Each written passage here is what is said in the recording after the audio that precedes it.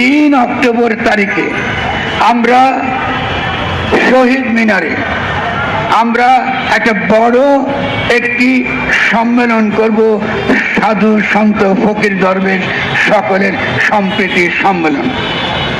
3 তারিখে সাধু সন্ত ফকির দরবেশ এই সকলের যেই সুফি, অবশ্যই আপনারা এক কথা সুফি বলেন, এই সকলের সম্মেলন আমরা চেষ্টা করব যতগুলো ঘর আছে বাংলাদেশে তাদের সকলের কাছ থেকে অন্তত 1-2 প্রতিনিধি নিয়ে আমরা একটা সম্মেলন করবার চেষ্টা করব। এর মধ্য দিয়ে আমরা এই বিভিন্ন ধামে, বিভিন্ন আশ্রমে, বিভিন্ন আখড়ায়, বিভিন্ন সুফি খানকায় যারা আছেন তারা কি চর্চা করছেন সেই চর্চা সম্পর্কে একটা সুন্দর ধারণা আমরা বাংলাদেশের জনগণের কাছে হাজির করতে চাই।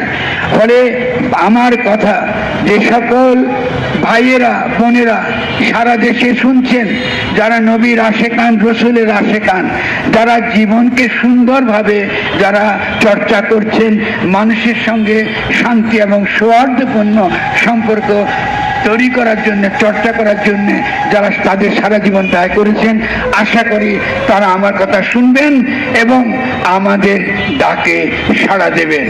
আজকে আমরা এখানে যারা কথা বলতে এসেছি, আমরা আপনাদের সকলের পক্ষে অতি দ্রুত কথা বলতে এসেছি।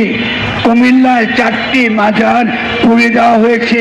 যদি আপনারা একত্রিত না হন, যদি আপনারা সংগঠিত না হন, কয়দিন পরে আপনাদেরও মাজার যত বড়ই হোক না কেন, যত বড় পীরের মাজার হোক আর যত বড় মাজারই হোক, আপনারা এটাকে রক্ষা করতে পারবেন।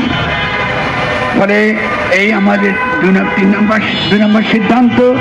আমাদের 3য় সিদ্ধান্ত হচ্ছে এই যে আমরা মনে করি বাংলাদেশে এই যে একটা বাইনারি তৈরি করা হয়েছে, যে ইসলাম পন্থা বনাম ইসলাম বিরোধিতা, এই বাইনারি রাজনীতি থেকে আমরা বেরিয়ে আসতে চাই। আমাদের দরকার ঐক্য, আমাদের দরকার সংহতি, এবং ঐক্য এবং সংহতির ভিত্তিতে আমরা কি চাই?